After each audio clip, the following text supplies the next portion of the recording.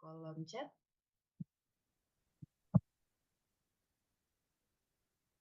Sudah pernah dengar, atau mungkin udah pernah coba gitu. Oke, ini udah ada beberapa yang share. Ada yang sudah, ada yang belum pernah gitu ya. Ada yang udah tapi belum konsisten juga. Oke, tapi sepertinya lebih banyak yang belum gitu ya teman-teman ya. Oke, oke. Banyak yang belum, ada juga yang udah tapi kendalanya di aku udah bisa konsisten seperti itu. Oke, nanti mungkin kita bisa coba kupas tuntas sedikit demi sedikit gitu ya teman-teman. Nah, aku juga penasaran nih teman-teman, kira-kira apa nih motivasi teman-teman gitu ya? Kenapa pengen belajar di kelas ini gitu? Pengen belajar apa sih teman-teman dari kelas ini?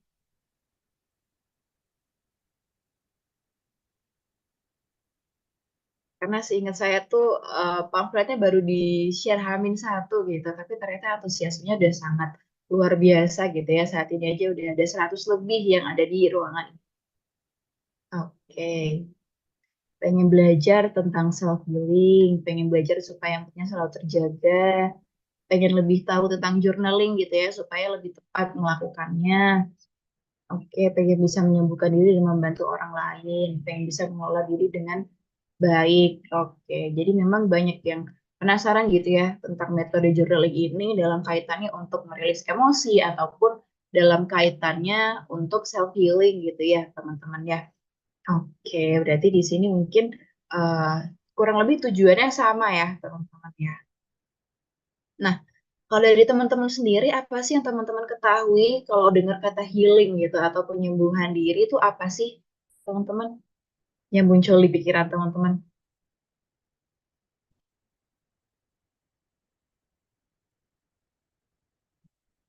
Oke, di sini, wah ini menarik nih.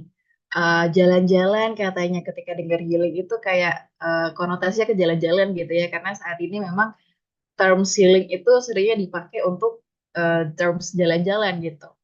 Untuk ada yang juga yang jawab stress release, kesembuhan, melupakan sejenak kesedihan, menyembuhkan kenyamanan diri, menghibur diri, mencoba untuk tidak depresi. Oke, menenangkan diri agar lebih bahagia. Oke, thank you for sharing, teman-teman. Jadi ya mungkin memang definisi healing ini cukup luas gitu ya, dan karena termsnya memang lebih sering dipakai gitu akhir-akhir ini, pasti kita jadi mendefinisikannya lain-lain gitu. Tapi sebenarnya healing itu apa sih, teman-teman? Kalau tadi ada yang bilang jalan-jalan gitu ya, atau ada yang bilang menenangkan diri gitu. Nah, mungkin sebenarnya tuh apa sih? Healing tuh seperti apa sih? Nah, healing bisa dibilang sebagai proses pemulihan ya, teman-teman ya. Proses pemulihan atau penyembuhan dari suatu kondisi yang kurang baik atau kurang optimal menjadi lebih baik atau lebih optimal seperti itu. Dalam hal ini bisa secara fisik, bisa secara emosional, bisa secara spiritual juga. Nah, healing sendiri itu bisa dilakukan lewat berbagai cara dan metode yang bisa disesuaikan atau dikombinasikan, teman-teman. Misalnya memang secara fisik lagi kurang sehat, oh ya udah berarti healing fisiknya tuh yang lewat diet gitu. Atau secara emosional lagi kurang sehat, oke berarti healing emosionalnya tuh ya mungkin lebih banyak regulasi emosi gitu, lebih mendekatkan diri sama Tuhan misalnya. Jadi berbagai metode ini bisa disesuaikan gitu dan dikombinasikan kira-kira yang teman-teman butuhkan apa dan yang cocok apa seperti itu. Oke, nah kalau tadi healing gitu ya, baru healing. Nah, kalau self healing itu apa sih sebenarnya? Kalau self healing adalah proses di mana seorang individu itu secara aktif terlibat dalam pemulihan atau penyembuhan dirinya sendiri. Jadi kalau healing itu lebih ke makna penyembuhannya gitu ya. Tapi kalau self healing itu gimana individu itu sendiri itu secara aktif nih untuk menyembuhkan dirinya gitu, baik secara fisik, emosional atau spiritual itu tadi. Nah, di sini pastinya melibatkan penggunaan kemampuan internal gitu ya, atau pakai teknik-teknik tertentu. Misalnya mungkin meditasi, olahraga, diet sehat, journaling, atau mungkin mau memperbanyak lagi ibadah seperti itu. Pasti kita punya preferensi masing-masing gitu ya. Kira-kira metode-metode atau teknik-teknik self healing apa aja sih yang bisa nolong kita? Mungkin tadi kalau ada yang dengar kata healing tuh ingatnya tuh jalan-jalan gitu ya. Nah, mungkin jalan-jalan bisa jadi salah satu teknik nih untuk kita menyembuhkan diri kita sendiri. Karena mungkin dari jalan-jalan kita bisa sekaligus refreshing, bisa sekaligus ngeregulasi emosi seperti itu. Tapi yang perlu diperhatikan nih dari pemilih metode self healing adalah sekiranya apakah metode yang kita lakukan itu benar-benar membantu kita untuk mengatasi kendala yang kita miliki atau itu hanya sebagai distraksi aja sih gitu. Jadi itu harus diperhatikan gitu ya karena pasti sering banget kan dengar aku udah jalan-jalan tapi ketika balik lagi ke rumah tuh eh, mulai muncul lagi nih rasa nggak nyamannya. Nah, bisa jadi karena self healing atau metode healing yang kita lakukan itu belum benar-benar menyasar kendala yang sedang kita rasakan gitu. Jadi khawatirnya nanti sifatnya hanya sebagai distraksi sementara aja. Jadi di sini teman-teman juga perlu banyak-banyak refleksi dan aware gitu ya sama diri sendiri. Nah, kalau kita ngebahas terkait pemulihan gitu ya dari kondisi yang nggak optimal jadi optimal, erat kaitannya sama pengalaman masa lalu juga gitu ya teman-teman. Nah, kalau pengalaman masa lalu sendiri bisa didefinisikan sebagai segala hal yang telah dialami atau dirasakan oleh seseorang dalam rentang waktu sebelum saat ini gitu atau di masa lalu gitu. Mungkin sebulan lalu, tahun lalu, atau mungkin masa kecil kita seperti itu. Nah, hal ini mencakup banyak hal juga ya, teman-teman, seperti peristiwa, interaksi, memori, ataupun pengalaman-pengalaman lainnya. Dan ternyata, teman-teman, pengalaman masa lalu kita itu bisa membentuk diri kita saat ini dalam konteks pandangan kita terhadap diri sendiri, kepercayaan kita terhadap diri sendiri dan orang lain, pola perilaku kita saat ini, mungkin kepribadian kita gitu ya. Itu sangat terpengaruh dari masa lalu juga karena hal itu yang membentuk itu tadi mindset kita, pandangan kita dan lain sebagainya. Mungkin nilai-nilai kita juga secara nggak sadar dibentuk nih saat kita tumbuh dan berkembang, yang mana itu di masa lalu juga. Gitu. Oke, ini ada sedikit quotes gitu ya. Perlu diingat kalau every situation in life is temporary atau segala situasi di kehidupan ini tuh sementara gitu ya. So when life is good, make sure you enjoy and receive it fully. Jadi ketika kehidupan itu memang lagi banyak manis-manisnya gitu ya, lagi banyak baik-baiknya, pastikan teman-teman bisa menikmatinya juga dan menerimanya dengan sepenuhnya gitu. Dan kalau kehidupan lagi not so good gitu, perlu diingat juga kalau uh, situasi yang kurang nyaman ini atau situasi yang kurang baik ini tuh nggak akan bertahan selamanya gitu dan pasti hari baik tuh akan ada datang lagi seperti itu karena ya yang namanya hidup ya teman-teman ya aku rasa pasti nggak semuanya manis gitu ada aja hal-hal nggak nyaman yang perlu kita hadapi gitu jadi yang perlu dimaksimalin tuh ya kemampuan kita atau cara kita menghadapi situasi-situasi yang sulit tersebut, bukan untuk menghilangkan sepenuhnya situasi nggak nyaman dan situasi sulitnya. Seperti itu. Oke, nah tadi juga ada yang kalau dengar healing itu kaitannya sama emosi gitu ya. Nah sebenarnya emosi itu apa sih? Kok sering banget gitu ya dikait-kaitin.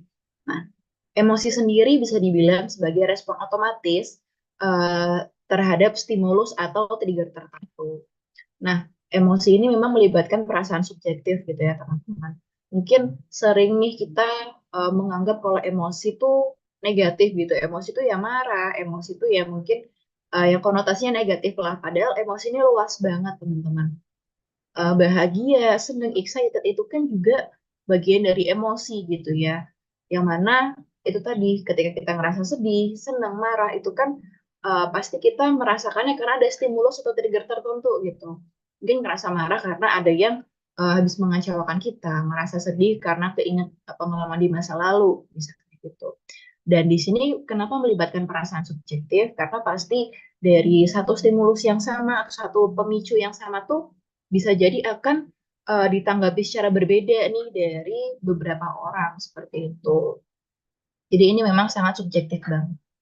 Dan emosi kenapa bisa subjektif? Karena emosi ini sangat dipengaruhi sama pengalaman masa lalu, persepsi, dan proses kognitif lainnya, teman-teman.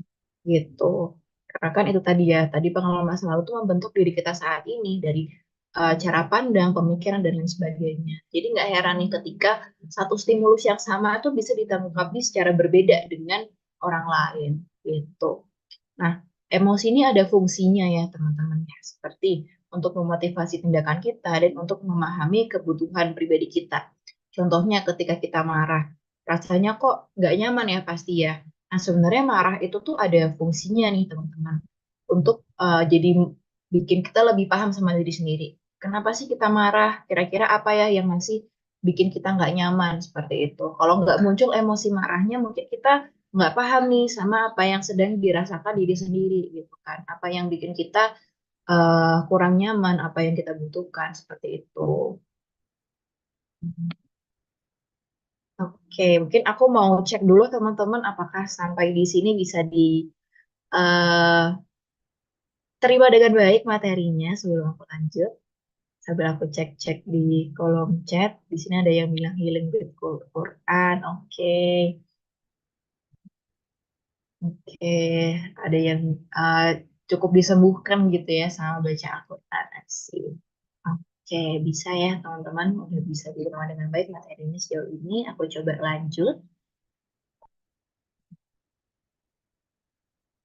Nah, kalau tadi kita ngomongin emosi, kita perlu tahu juga nih kalau emosi itu ada banyak banget teman-teman. Emosi itu luas banget gitu ya, nggak hanya sedih, nggak hanya marah, nggak hanya senang gitu. Tapi sangat luas gitu kosakata emosi. Mungkin kita tuh lebih taunya tuh emosi ya marah, sedih, kesel gitu ya. Tapi setelah ditelaah tuh ternyata luas banget teman-teman. Emosi tuh ada banyak banget kosakatanya gitu. Nah, untuk memudahkan kita bisa pakai tools yang namanya Wheels of Emotion ini atau roda emosi. Jadi kalau bisa dilihat nih di layar teman-teman ya, di gambar ini kan ada banyak banget kosakata emosi. Dari kita caranya tuh ngeliatnya dari tengah nih. Dari tengah ini kan emosi yang lebih umum ya, seperti takut, marah, sedih, happy, jijik gitu. Tapi happy yang seperti apa sih, sedih yang seperti apa sih, itu bisa dispesifikkan lagi nih teman-teman. Gitu. Jadi yang ada di lingkaran kedua atau ketiga itu emosi-emosi yang lebih spesifik gitu. Jadi misalnya kita pengen tahu nih, sekarang tuh lagi sedih, tapi sedih yang kayak gimana ya aku ya. Mungkin bisa dilihat dari yang lingkaran sedih ini, terus eh, ke lingkaran kedua. Oh ternyata aku sedihnya lebih ke lonely nih, karena lagi ngerasa sendirian. Lonely-nya tuh karena apa sih? Karena ngerasa diabaikan atau karena ngerasa diisolasi gitu. Gitu. Jadi eh, ini bisa jadi tools untuk memahami diri sendiri juga gitu. Secara spesifik tuh apa yang aku rasakan dan sangat mungkin ya teman-teman untuk kita tuh merasakan emosi tuh lebih dari satu dan ada di macam-macam gitu. Misalnya saat ini kalau di bagian set itu lagi ngerasa abandon. Tapi juga happy sih karena aku ngerasa confident gitu. Tapi juga ada takutnya karena aku cukup ngerasa inferior saat ini. Itu sangat mungkin gitu. Kita ngerasain berbagai emosi yang sekaligus gitu ya, meskipun intensitasnya mungkin dari masing-masing emosi itu berbeda gitu. Nah, kalau ngomongin emosi juga erat kaitannya sama regulasi emosi atau proses nge-manage emosi kita sendiri gitu ya. Nah, gampangnya nih teman-teman, proses regulasi emosi itu ada tiga fase gitu ya kalau aku bisa rangkum. Yang pertama kita perlu bisa ngevalidasi dulu emosinya tuh apa aja sih. Silahkan disebutkan dulu emosinya tuh apa aja. Lalu diidentifikasi nih kira-kira tuh trigger dari emosi itu apa gitu. Kalau kita udah cukup memahami keadaan itu, selanjutnya bisa coba untuk rilis emosinya teman-teman. Karena emosi itu kan bisa dibilang energi gitu ya, energi yang harus dikeluarkan memang. Jadi ketika emosi itu dipendam, sebenarnya itu nggak benar-benar hilang dari diri kita, nggak benar-benar hilang dari tubuh kita. Cuman tinggal tunggu waktu aja antara kita mau ngerilisnya secara sehat atau mungkin kita biarin aja nih sampai dia meledak dengan sendirinya. Nah, kadang itu yang nggak sehat gitu. Kenapa mungkin emosinya bisa meledak-ledak gitu ya? Kadang kita atau orang lain gitu emosinya bisa meledak-ledak ya bisa jadi karena eh, belum sempat terilis secara sehat gitu. Jadi kesannya out of control gitu. Padahal sebenarnya hal itu masih bisa sepenuhnya kita kontrol kalau aja kita paham gitu. Kita validasi di awal lagi ngerasa apa, karena apa, dan kita punya nih metode-metode sehat untuk ngerilis emosinya. yang kayak tadi udah kita sempat bahas di awal gitu, misalnya mau journaling, mau berdoa, meditasi, atau mau misalnya mau baca Al-Quran, curhat sama teman, seperti itu. Apapun caranya, asal caranya sehat dan bisa benar-benar ngebantu teman-teman untuk merilis emosinya tuh silahkan dicoba. Gitu. Nah, itu tadi sedikit terkait self healing gitu ya. Mungkin eh aku mau coba cek ke kolom chat dulu sebelum kita mau ke materi selanjutnya tentang journaling. Berarti emosi itu respon otomatis ya. Dalam Islam juga suruh meredam atau menahan diri dari emosi itu bagaimana. Eh, Mungkin tanggapan sedikit ya teman-teman ya. Kalau yang aku tangkap itu mungkin bukan yang diredam, tapi dikelola gitu. Jadi kalau eh, nahan pun pasti kan nggak sehat gitu ya. Yang ada malah kita jadinya emosi yang mengontrol kita, bukan kita yang mengontrol emosi gitu. Jadi kalau aku sih nangkepnya tuh dalam Islam bukan disuruh meredam, tapi kita kan diajarin gitu ya untuk cara-cara mengelolanya dengan baik gitu. Misalnya kayak kalau lagi marah, coba duduk dulu atau ambil air wudhu gitu. Itu kan bukan mengkesampingkan marahnya, tapi diajarin gitu cara kita untuk mengelola marahnya secara sehat. Seperti itu mungkin. Oke, di sini ada yang sharing-sharing juga nih. Pilihnya nonton sama baca novel. Oke, nanti mungkin diskusi lebih lanjut bisa di sesi Q&A ya. Nah, mungkin masuk ke materi selanjutnya tentang journaling. Jadi bisa dibilang journaling itu memang salah satu media self healing gitu. Jadi journaling itu proses teman-teman, proses menuliskan pikiran dan perasaan yang sedang muncul ke permukaan sebebas-bebasnya dan sejujur-jujurnya gitu. Jadi memang journaling ini kan proses menulis gitu ya. Nah, kunci selanjutnya adalah kita harus bisa jujur sama diri sendiri dan harus mampu untuk secara bebas juga untuk mengungkapkannya. Mungkin beda ketika kita curhat sama orang lain gitu ya. Barangkali kita terbatas nih, nggak bisa sepenuhnya bebas menceritakan segala hal gitu. Tapi ketika kita nulis, itu hanya kita dan diri kita sendiri gitu yang menghadapinya gitu. Jadi pasti akan lebih enak untuk mengungkapkan apa yang kita rasakan secara jujur dan bebas. Jadi selain menuliskan aja, di sini harus mampu untuk jujur gitu teman-teman. Karena dari kita jujur, kita bisa paham sama diri sendiri dan dari kita bisa memahami diri sendiri, kita juga jadi lebih tahu nih action selanjutnya tuh apa sih yang bisa kita ambil gitu. Jadi intinya journaling memang proses menulis ya teman-teman ya, yang dilakukan secara bebas dan jujur seperti itu. Nah, tujuannya journaling secara umum itu untuk bisa dapat pemahaman yang lebih baik nih akan diri sendiri dan sebagai salah satu media katarsis yang sehat. Seperti itu. Journaling juga ada berbagai macam ya teman-teman. Yang paling common nih ada braindump atau free writing. Jadi di sini kita menuliskan secara bebas apa yang kita pikirkan dan rasakan pada saat itu. Nggak ada aturan khusus, jadi dibiarkan ngalir aja seperti itu. Mungkin kalau dulu waktu kita kecil tuh kita kenalnya sama nulis diary gitu ya. Sebenarnya braindump atau free writing itu kurang lebih seperti itu gitu. Dan ada juga guided journal atau worksheet gitu. Biasanya di sini ada pertanyaan-pertanyaan yang ngebantu teman-teman untuk melakukan refleksi atau melakukan journaling tersebut. Seperti yang nanti akan coba kita praktikkan di akhir sesi gitu ya teman-teman ya. Ada juga bullet journal. Bullet journal itu biasanya berbentuk titik-titik untuk nge-tracking habit, untuk nge-tracking to-do list, seperti itu. Ada gratitude journal, kalau di sini lebih ke jurnal kebersyukuran gitu ya, untuk mengingatkan kita atas apa yang udah kita punya. Nah, di sini biasanya ketika kita aware sama apa yang udah kita punya, kita akan lebih ngerasa punya kontrol juga atas diri sendiri. Terus ada manifestation journal, ini biasanya untuk nulis goals-goals kita apa yang kita harapkan ke depannya, mungkin juga bisa dibilang sebagai prayer journal juga gitu ya. Ada juga art journal, kalau di sini pakai media seni juga gitu, mungkin lewat gambar atau mungkin lewat membuat kolase seperti itu. Nah, yang paling sering aku dapat pertanyaan gitu, kira-kira kalau journaling itu efeknya akan kerasa berapa lama gitu ya? Jawabannya cuma satu, teman-teman, tergantung. Tapi tergantung apa sih? Tergantung konsistensi berlatih, tergantung seberapa jujur sih kamu tuh bisa tergantung seberapa jujur kamu dengan diri sendiri, tergantung seberapa keinginan kita untuk juga do the work atau keluar dari zona nyaman gitu. Karena memang journaling ini sebuah kemampuan gitu ya, yang tadinya nggak pernah menuliskan atau mendeskripsikan secara detail apa yang kita pikirkan dan rasakan, pasti awalnya susah gitu. Makanya ini dibilang sebuah skill atau kemampuan. Kemampuan itu kan akan semakin terasa ketika lebih konsisten untuk dilatih gitu ya. Sama juga dengan journaling. Dan karena tadi journaling itu keywordnya adalah jujur sama diri sendiri. Jadi keberhasilan dari journaling juga sejauh apa akan membawa berdampak baik ke kehidupan kita juga tergantung seberapa kita bisa jujur ke diri sendiri ketika kita melakukan journaling itu. Dan ketika kita udah journaling, kita dapat poin-poin nih sebenarnya diriku tuh kenapa, lagi ngerasain apa. Terus mungkin dapat beberapa opsi gitu ya yang bisa dilakukan. Nah, tergantung juga kira-kira kita mau benar-benar melakukan eh, hal tersebut atau enggak sih. Misalnya setelah journaling itu kita mendapatkan poin nih, oh kayaknya aku eh, cukup agresif deh kalau menyatakan pendapatku misalnya.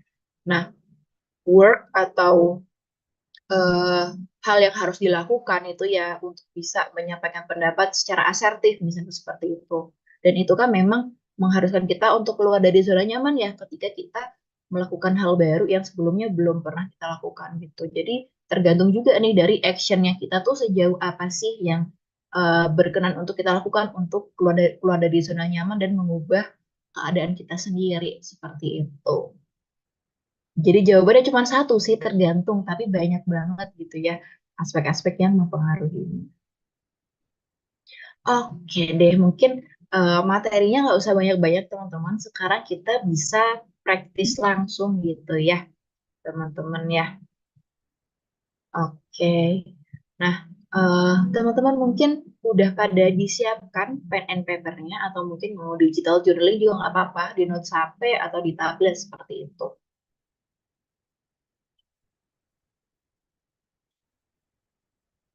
Kalau udah siap, mungkin boleh share di kolom chat.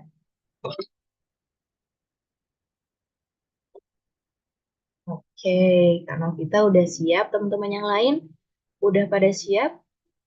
Oke, udah pada siap ya, teman-teman ya. Jadi mungkin eh, nanti kita eh, akan ngelakuin guided journal seperti itu. Promptingnya akan bisa dilihat di layar masing-masing dan nanti aku kasih waktu gitu ya, kurang lebih 1 sampai 2 menit untuk menjawab masing-masing pertanyaannya ya, teman-teman ya. Oke, kalau udah siap, mungkin coba kita langsung praktis aja. Ke guiding yang pertama, tadi kan kita udah ngebahas sedikit tentang wheels of emotion atau roda emosi gitu ya. Nah, tadi tools ini kan memang akan memudahkan kita untuk memahami emosi-emosi kita ya teman-teman ya. Silahkan direfleksikan dulu nih, kira-kira emosi apa aja sih yang teman-teman rasakan selama 1 minggu terakhir aja dulu. Gitu. Bisa silahkan disebutkan sebanyak mungkin sampai rasanya emosi-emosi yang teman-teman sebutkan itu udah benar-benar mendeskripsikan yang teman-teman rasakan saat itu ya. Ini di sebelah kanan layar ada yang berbahasa Inggris, yang sebelah kiri layar ada yang berbahasa Indonesia. Disesuaikan aja sama kenyamanan masing-masing ya teman-teman ya. Sampai di sini bisa dipahami atau mungkin ada yang ingin ditanyakan dulu teman-teman. Jadi fokus untuk menyebutkan dulu aja gitu ya emosi-emosi apa aja yang dirasakan. Oke, kalau bisa mungkin aku kasih waktu sekitar 1 menit ya teman-teman untuk bisa diidentifikasikan dulu emosi yang dirasakan, emosi yang muncul selama 1 minggu terakhir aja dulu.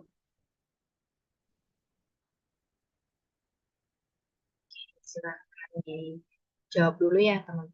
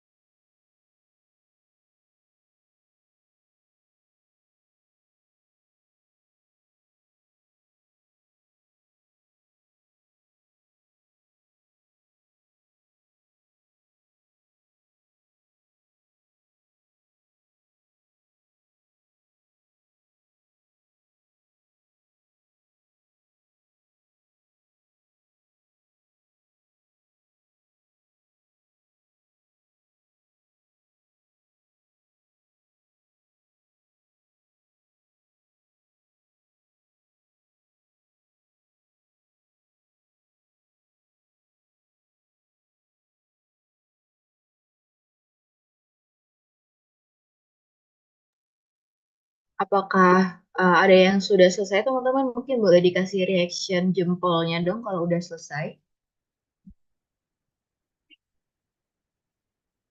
Oke, ada satu, dua.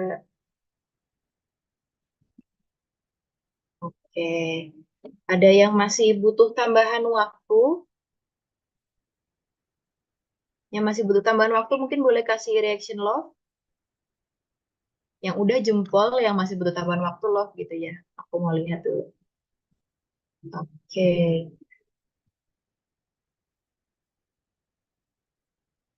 siap sih. Mungkin aku kasih waktu sebentar lagi gitu ya teman-teman ya. Karena sepertinya udah banyak yang selesai juga gitu.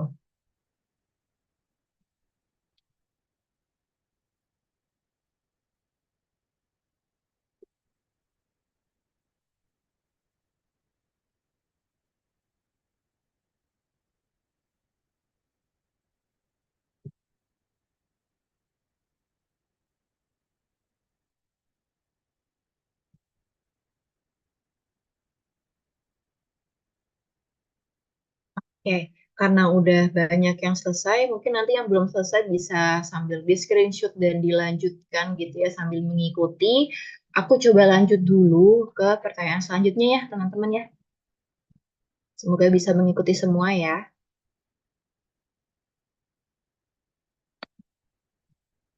Atau nanti mungkin mau di Google sendiri namanya Wheels of Motion. Oke, pertanyaan selanjutnya. Dari emosi-emosi yang udah dirasakan nih teman-teman, coba direnungkan kira-kira apa aja sih yang memicu atau menjadi trigger gitu ya emosi-emosi itu bisa muncul teman-teman. Oke, apakah bisa dipahami untuk pertanyaan selanjutnya? Karena tadi kan kita udah bahas gitu ya, kalau eh, cara ngerilis emosi itu ya dengan kita memahami dulu nih, mengidentifikasi dulu emosinya apa, sumbernya di mana. Nah, ini coba kita identifikasi dulu pemicunya apa. Oke, silahkan direfleksikan dulu ya teman-teman ya. Aku kasih waktu kurang lebih 1 sampai 2 menit.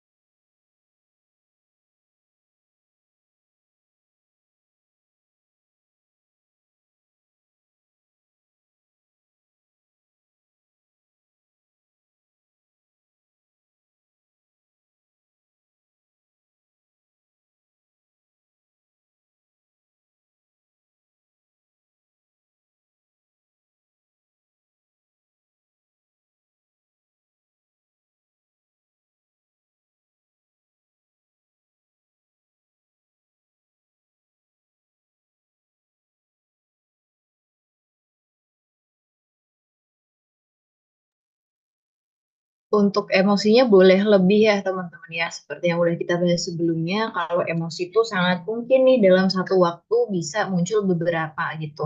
Jadi silahkan diidentifikasikan sebanyak mungkin yang sekiranya memang teman-teman rasakan di 1 minggu terakhir. Seperti itu. Oke, apakah ada yang sudah selesai teman-teman? Seperti biasa yang udah selesai mungkin boleh kasih reaction love-nya, sorry, reaction jempolnya. Yang belum selesai bisa kasih reaction love gitu ya.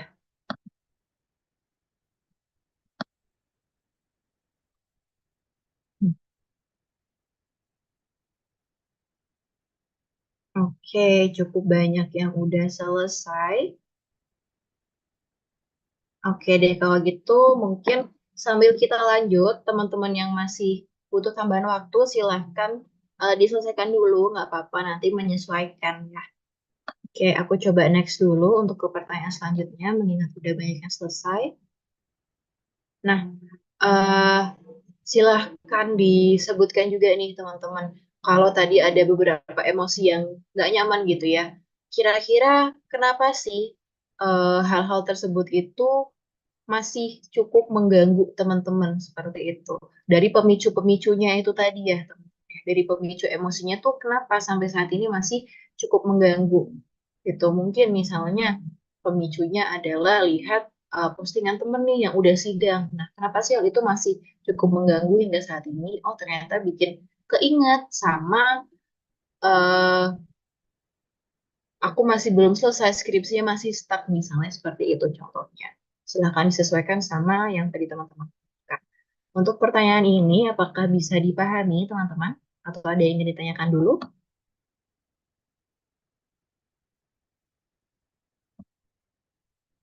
Bisa dipahami? Oke, mungkin ulangi bisa khusus emosi negatif ya. Oke. Ya, jadi mungkin aku jelasin ulang. Pertanyaan selanjutnya adalah silahkan direfleksikan kira-kira kenapa sih pemicu-pemicu emosinya tadi itu masih cukup mengganggu teman-teman hingga saat ini gitu. Kenapa hal itu masih rasanya tuh nggak nyaman gitu ya ketika dirasakan. Oke, mungkin silahkan direfleksikan dulu. Aku kasih waktu kurang lebih 1 menit ya teman-teman.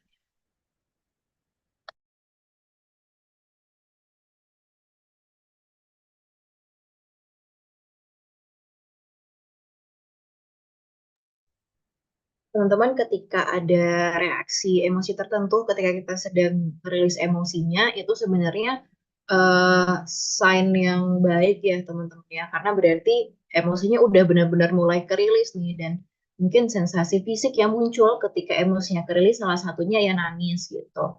It's okay selagi ini sedang ada di cara yang sehat gitu untuk merilis emosi gitu, selama nggak terlalu larut gitu ya, karena memang kadang perlu nih kita nangisin sedikit gitu supaya emang benar-benar dirilis keluar.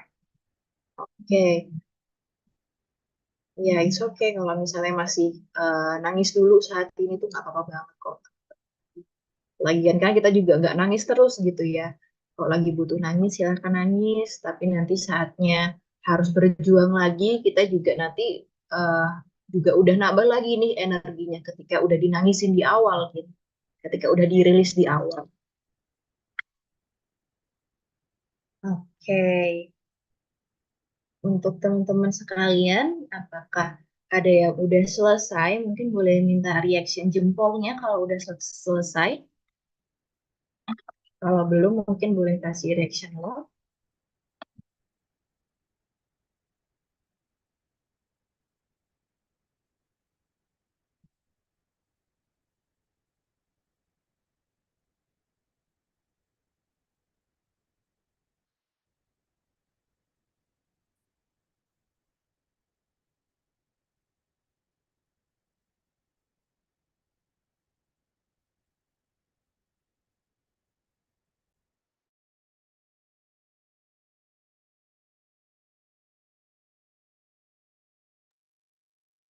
Oke, kayaknya udah lebih banyak yang selesai ya, teman-teman ya. Oke. Nah, eh sepertinya ini, oh belum, masih ada lagi. Nah, ini masih nyambung sama yang tadi juga, teman-teman. Kira-kira eh, berdasarkan hal tersebut gitu ya, apa yang udah teman-teman deskripsikan tadi, kenapa masih bikin gak nyaman, itu tuh kalau dilihat-lihat apa sih yang sebenarnya teman-teman butuhkan untuk bisa hidup lebih nyaman gitu. Misalnya aku ambil contoh yang sama, tadi gak nyaman karena skripsinya tuh masih stuck nih, sedangkan teman-teman tuh udah pada maju gitu ya. Nah, barangkali yang kita butuhkan untuk hidup lebih nyaman ya untuk bisa menyelesaikan skripsinya dengan baik nih. Nah, dari situ mungkin untuk bisa menyelesaikan skripsi dengan baik butuh untuk bimbingan yang maksimal dari dosen, butuh untuk mungkin dibantu juga sama teman-teman eh, yang lain misalnya seperti itu gitu. Jadi ini masih nyambung sama pertanyaan sebelumnya gitu ya teman-teman. Masih nyambung dengan jawaban teman-teman dari pertanyaan sebelumnya. Gitu. Kira-kira apa sih yang teman-teman butuhkan nih untuk hidup lebih nyaman sebenarnya? Gitu. Misalnya apakah butuh untuk bisa mengelola emosinya, butuh untuk bisa menumbuhkan komunikasi yang baik sama orang tua misalnya. Silahkan direfleksikan dulu. Untuk Pertanyaan ini apakah ada yang ingin ditanyakan dulu, teman-teman?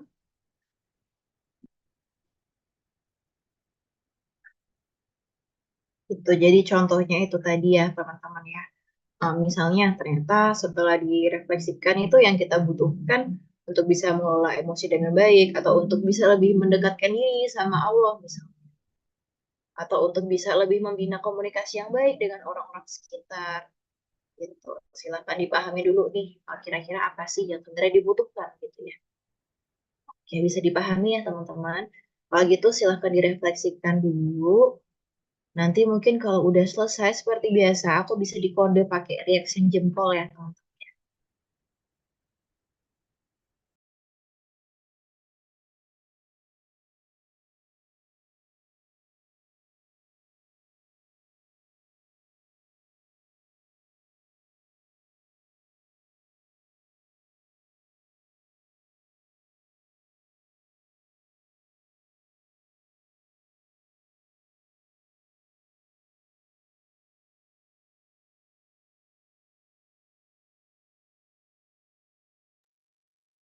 Oke, sepertinya udah banyak yang selesai. Mungkin kita bisa langsung lanjut dulu ya, teman-teman ya. Yang belum selesai mungkin nanti bisa menyesuaikan. It's okay untuk diselesaikan dulu aja. Aku coba kasih lihat pertanyaan selanjutnya ke teman-teman yang udah selesai dulu ya. Oke, nah eh, tadi kan kita udah cukup berkutit nih sama emosi-emosi yang rasanya gak nyaman gitu ya untuk kita recall lagi. Mungkin sekarang silahkan sebutkan nih teman-teman minimal 3 hal yang teman-teman syukuri di hari ini. Bisa sekecil apapun itu gitu ya. Mungkin berhasil bangun pagi, bisa ketemu sama teman-teman baru di sesi hari ini, atau mungkin eh, hari ini bersyukur karena bisa santai pagi-pagi, nggak keburu-buru karena weekend. Sekecil apapun itu, silahkan coba disadari nih apa aja yang bisa teman-teman syukuri di hari ini. Oke, mungkin nanti kalau udah selesai seperti biasa dikasih kode jempol ya.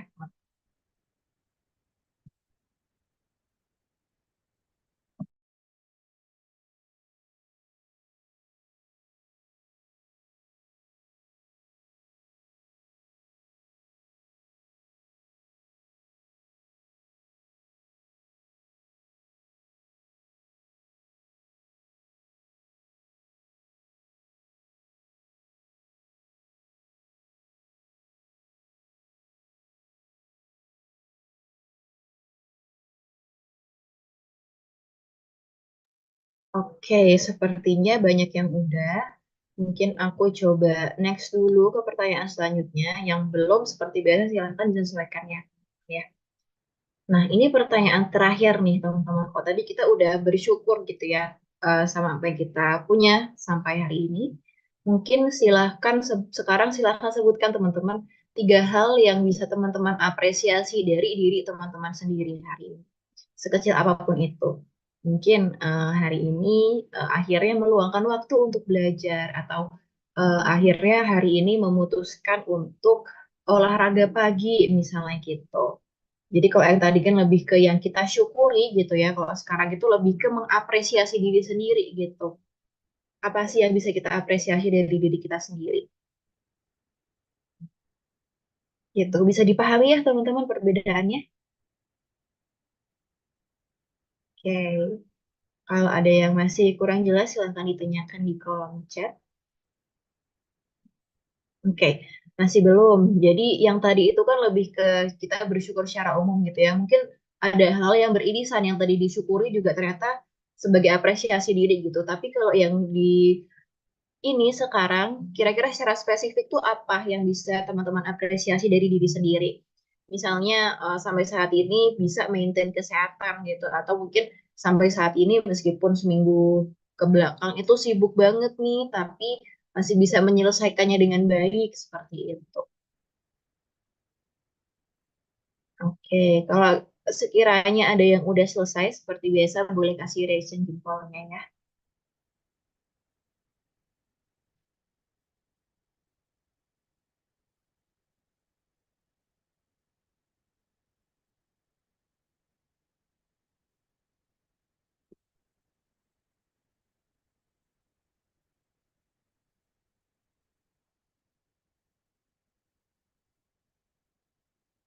Oke, sepertinya banyak yang udah selesai. Mungkin aku coba lanjut sedikit yang belum selesai. Silahkan sambil dilanjutkan karena kita masih ada sedikit sesi Q&A nanti ya. Oke, nah teman-teman kalau udah selesai, silakan teman-teman baca ulang apa yang tadi udah ditulis gitu. Jadi memang mungkin sambil aku jelasin, silakan sambil teman-teman baca ulang gitu ya. Jadi memang ketika kita journaling itu kan kita udah menuliskan nih. Nah, untuk bisa lebih melihat diri kita lagi secara lebih perspektifnya lebih luas gitu ya, untuk lebih bisa memahami diri sendiri, alangkah lebih baiknya yang udah kita tulis itu kita baca ulang nih. Kalau aku sih biasanya setelah aku sambil aku baca ulang sambil aku garis-garisin gitu. Kira-kira poin penting apa yang bisa aku note, yang bisa aku jadikan acuan gitu ya. Bisa aku garisin atau mungkin aku lingkar-lingkarin gitu di yang udah aku tulis di situ.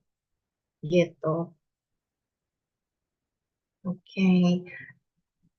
Nah, silakan teman-teman sambil dibaca ulang dulu.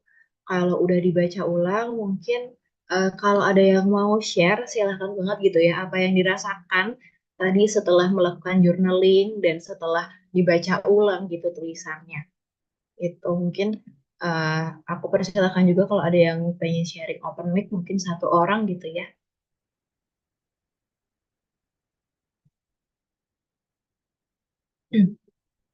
Oke, Kak Umu Alfat, silahkan mungkin kalau mau sharing Kak, boleh ya.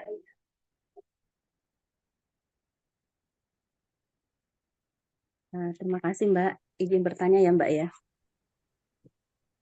Tadi kan saya sudah mencoba membuat ya salah satu apa namanya emosi yang saya rasakan selama ini kan eh, khawatir ya. Khawatir itu setelah saya tarik itu adalah insecure, kemudian merasa inferior gitu Mbak. Kemudian yang pemicu emosi tersebut adalah di masa lalu itu pernah disalahkan dan dibanding-bandingkan misalnya. Kemudian kenapa hal tersebut masih merasa mengganggu? Karena merasa belum bisa memanage waktu dengan baik.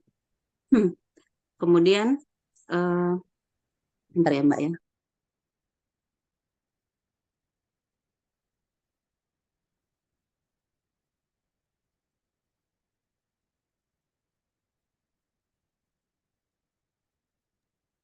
Nah, kemudian eh, yang bisa, yang kamu butuhkan untuk hidup lebih nyaman, berarti kan manajemen waktu untuk lebih produktif ya Mbak. Maksudnya memanage waktu diri untuk lebih produktif. Eh, apa namanya yang saya syukuri bisa bangun pagi, membahagiakan suami sama memasak sarapan. Kemudian tiga hal yang kamu apresiasi itu semangat belajar, diizinkan belajar dan dihadirkan ilmu yang saya butuhkan gitu dari Allah. Jadi eh, yang ingin saya tanyakan Mbak, jadi emosi seminggu itu kan banyak ya. Kadang ada rasa positif, ada rasa negatif gitu. Kalau rasa khawatir negatif kan seperti tadi ya. Kalau rasa positif, misalnya kan saya surprise gitu ya. Ternyata saya ditelepon sama salah satu guru saya gitu. Itu kan merasa gimana gitu. Itu gimana tuh Mbak? Itu nanti juga ini ya dialirkan juga pemicunya apa gitu. Yang positif juga seperti itu ya Mbak ya. Atau khusus yang negatif aja yang kita ini kan, yang kita uh, turunkan lagi gitu Mbak. Terima kasih.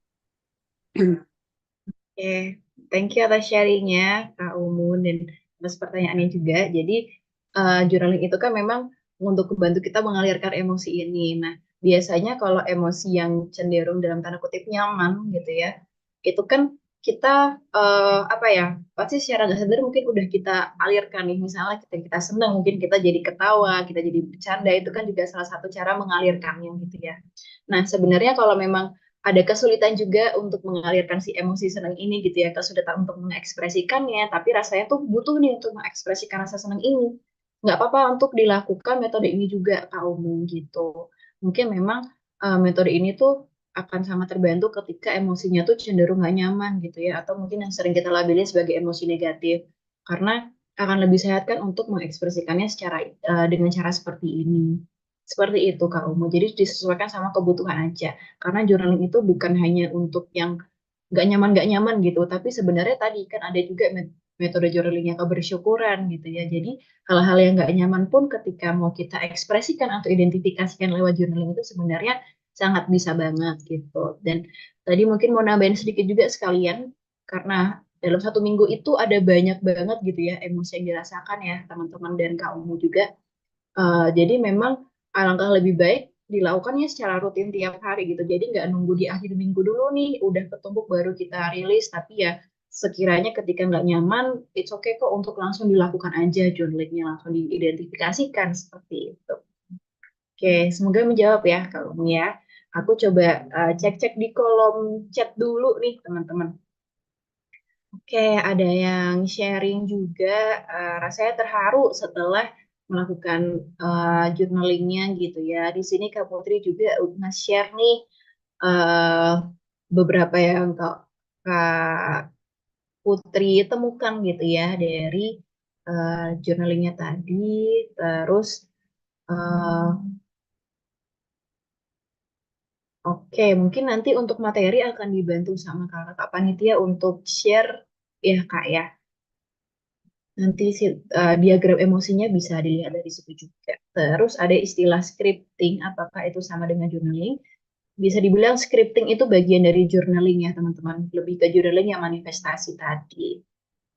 Gitu. Oke, mungkin aku lanjut sedikit dulu. Thank you for sharing teman-teman. Ini di sini ada sedikit quotes ya yang relate nih sama pembahasan kita hari ini. Jadi, it does not mean to be in a place where there is no noise, trouble, or hard work. It means to be in the midst of those things and still be calm in your heart. Jadi, uh, bukan yang penting itu bukan ada di tempat di mana kita tuh nggak menghadapi kekacauan, nggak menghadapi permasalahan, nggak menghadapi pekerjaan yang sulit gitu ya. Tapi yang paling penting itu tuh ketika kita ada di tengah-tengah hal itu, tapi tetap bisa menenangkan hati kita sendiri gitu, teman-teman. Karena perlu diingat, kesulitan itu akan selalu ada gitu ya. Hal nggak nyaman itu akan selalu ada. Yang perlu dihilangkan tuh bukan kesulitan atau hal nggak nyamannya, tapi kita perlu meningkatkan nih kapasitas personal kita, kemampuan kita dalam menghadapi hal-hal tersebut gitu.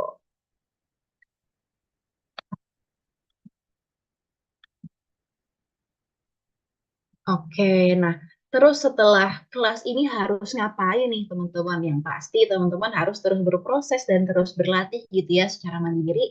Mungkin bisa pakai metode-metode yang udah kita pelajari dari sesi hari ini.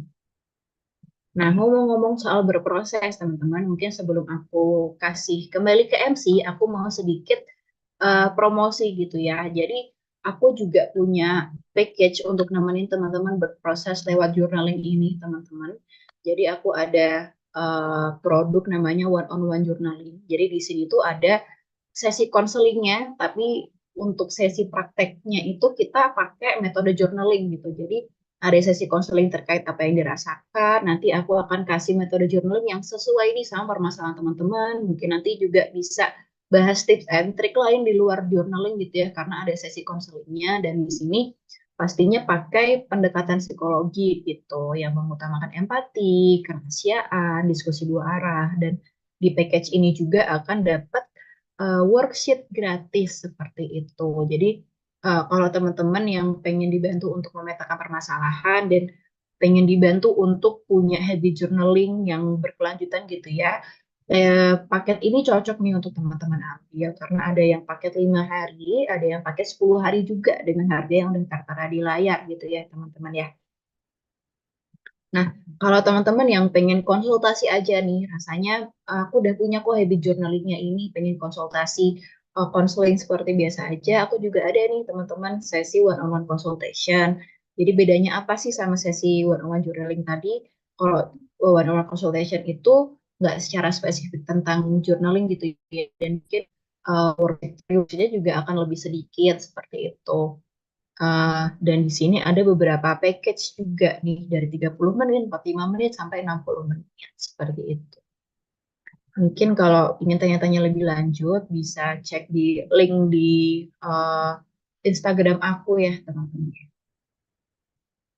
Nah, selain itu aku juga mau kasih tahu kalau aku ada produk buku journaling teman-teman. Mungkin kalau tadi sama metode journaling yang udah kita lakukan teman-teman cocok, kurang lebih teman-teman mungkin akan cocok juga nih sama buku jurnal yang udah aku bikin. Jadi di sini nggak hanya buku jurnal aja, tapi aku ada kolaborasi sama Teramu Lab, yaitu Essential Oil yang bikin calming gitu ya selama journaling, dan ada book organizer-nya nih yang bisa dibawa kemana-mana juga untuk bawa barang-barang teman-teman, termasuk si jurnalnya ini. Gitu. Jadi kita namain ini Grow and Get Better Kit karena harapannya dengan barang-barang ini teman-teman bisa terbantu gitu ya untuk jadi diri dan versi teman-teman yang lebih baik lagi. Gitu. Untuk detailnya juga ada di link di bio Instagram aku. Feel free kalau mau tanya-tanya juga silahkan langsung DM aja ya. Oke, sekian yang bisa aku sampaikan. Kurang lebihnya mungkin aku mohon maaf. Semoga materinya bisa bermanfaat. Aku kembalikan dulu ke Kak MC. Silahkan Kak.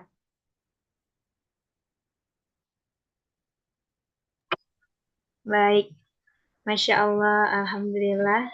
Terima kasih kepada Kak Almira yang sudah memberikan kita pematerian ya. Tadi Sister Lila semua tentang seni menyembuhkan diri dengan journaling persembahan dari event kita. Mudah-mudahan ilmu yang sudah diberikan oleh Kak Almira, Allah berkahi sehingga kebermanfaatannya terus meluas ya Kak. Amin, amin ya Rabbal Alamin. Baik, selanjutnya mungkin ada dari Sister Dila semua yang sudah memiliki banyak pertanyaan nih. Boleh nih jika ada yang mau bertanya, mau raise hand boleh, mau di kolom chat juga boleh ya.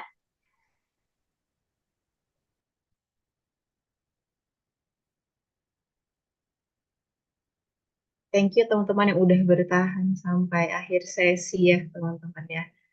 Nggak nyangka pagi-pagi ternyata antusiasmenya cukup tinggi gitu ya. Benar. Masih ada 100 lebih nih ternyata yang bertahan. Ini Oke, udah mungkin ada kalau ada yang mau tanya pertanyaan. boleh. Ada yang raise hand Oh ya, atau mau baca dari kepada kolom chat, Kak? mau yang raise hand dulu aja ya Kak. Nah, Nanti boleh. baru yang Boleh, lain. silakan. Boleh kepada Bunda Umu Alfat. Hmm. Ya, terima kasih Mbak izin bertanya. Eh, Sebenarnya kan saya sering mendampingi apa ya orang-orang yang memang dalam kondisi dia dalam kondisi terminal ya, maksudnya yang penyakitnya tuh sudah ya bisa katakan terminal gitu ya, seperti kanker, cuci darah seperti itu. Sebenarnya saya ingin membantu mereka, tetapi satu sisi saya juga belum tuntas dengan diri saya gitu. Biar energi mereka yang negatif itu juga nggak sampai ke saya gitu ya. Itu bagaimana? Apakah dengan cara tadi itu saja, misalnya tinggal diarahkan seperti yang Mbak sampaikan tadi, atau memang ada teknik lain ya Mbak ya? Terima kasih. Oke, oke. Nah, mungkin pertama perlu diingat dulu nih, Kak, kalau kita tuh punya kontrol penuh atas emosi kita sendiri, kita punya kontrol penuh sejauh mana sih emosi orang lain tuh bisa mempengaruhi diri kita gitu. Nah, untuk metodenya pasti ada banyak banget ya, Kak ya. Journaling bisa jadi salah satunya untuk ngerilis emosi yang kita rasakan. Mungkin kalau secara nggak sengaja kita udah terlanjur nyerap nih si emosi-emosi itu, mungkin kita bisa jeda sejenak, kita bisa journaling dulu, atau kalau di keseharian kan kita pasti sholat nih, mungkin bisa juga untuk rilis emosinya tuh ya lewat berdoa, lewat curhat aja sama Allah gitu ya, itu kurang lebih akan ngebantu juga untuk kita ngerilis emosinya kan sebenarnya gitu. Jadi silahkan disesuaikan aja nih sama uh, yang sempat dilakukan saat itu gitu ya, atau yang nyaman untuk dilakukan pada saat itu Kak. Gitu. Jadi intinya itu kan untuk regulasi emosi ya. Mungkin konsepnya tadi ada 3 step tadi. Mungkin kalau lihat di PPT-nya lagi ya teman-teman. Yang pertama divalidasi emosinya, diidentifikasi sumbernya dari mana. Jadi disadari dulu, terus cari ini metode untuk ngerilisnya. Gitu. Yang penting 3 step ini jangan sampai ke skip gitu ya, Kak Umu Alfat ya. Gitu. Untuk metode rilisnya sih tadi bisa disesuaikan aja. Gitu. Gitu karena mungkin aku mau ingetin lagi pasti emosi nggak nyaman tuh kan selalu ada, kita pasti mungkin secara nggak sengaja nyerap nyerap juga gitu ya emosi dari orang lain, tapi yang perlu kita tingkatkan itu kan kemampuan dalam mengelola emosinya, kemampuan dalam mengelola hal nggak nyamannya, bukan untuk menghilangkan 100% hal nggak nyaman tersebut. Gitu apakah cukup menjawab Kak? Apakah sudah terjawab pertanyaannya, Bunda? Ah, baik, Udah Alhamdulillah. ya. Ini ada juga ya di kolom chat, Kak. Gimana sih Mm-mm. mengelola hati yang melihat suami malas? Malas artinya di sini kurang sadar diri dalam berupaya mencari nafkah, padahal sudah punya anak 5. Ini bagaimana nih Kak Almira? Boleh dijawab. Oke. Nah, eh, kalau kita ada problem kaitannya sama orang lain, kita perlu lebih mindful juga ya. Dalam arti kita perlu sadar apa yang masih bisa kita kontrol dan nggak bisa kita kontrol. Mungkin memang sedikit banyak sikap orang lain itu akan mempengaruhi kehidupan kita ya. Tapi perlu disadari juga kalau nggak semuanya tuh bisa kita kontrol. Jadi misalnya ini mungkin bisa diterapkan juga dalam kasus-kasus lainnya ya teman-teman ya. Karena pasti secara spesifik untuk penyelesaian dari suatu masalah itu perlu kita apa ya identifikasinya tuh perlu dalam gitu ya bisa dibilang dan perlu disesuaikan juga sama situasi secara spesifik. Cuman kalau aku bisa kasih penjelasan secara umum gitu ya.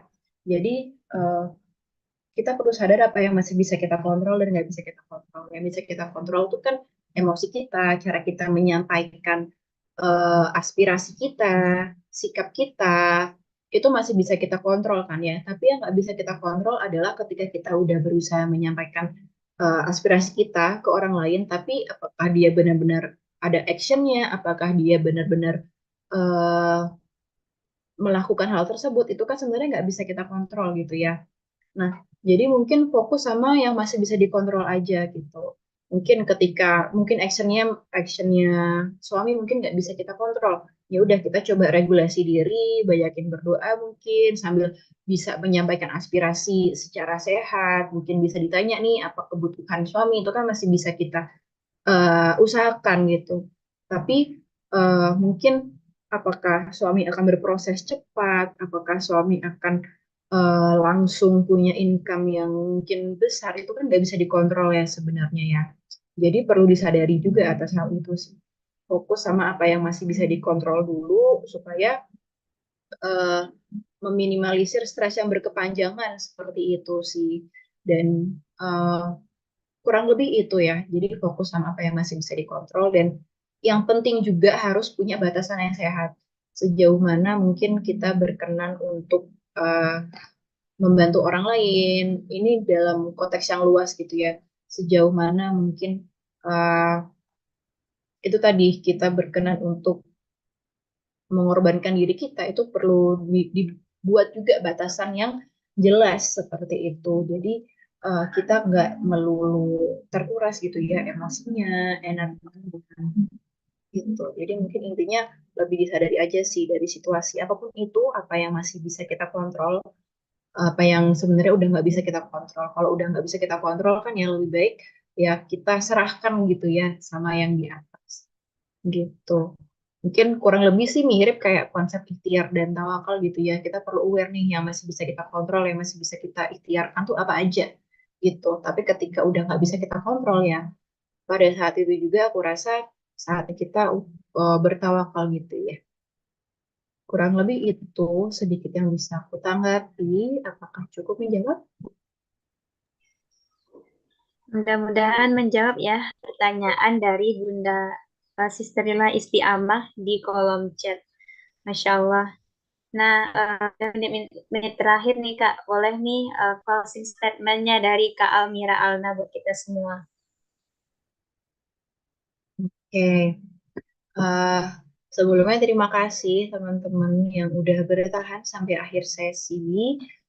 Semoga effort teman-teman juga berbalas gitu ya sama feedback yang teman-teman dapatkan di sesi hari ini. Jadi mungkin intinya di sesi hari ini kita perlu banyak-banyak aware sama apa yang sedang kita rasakan.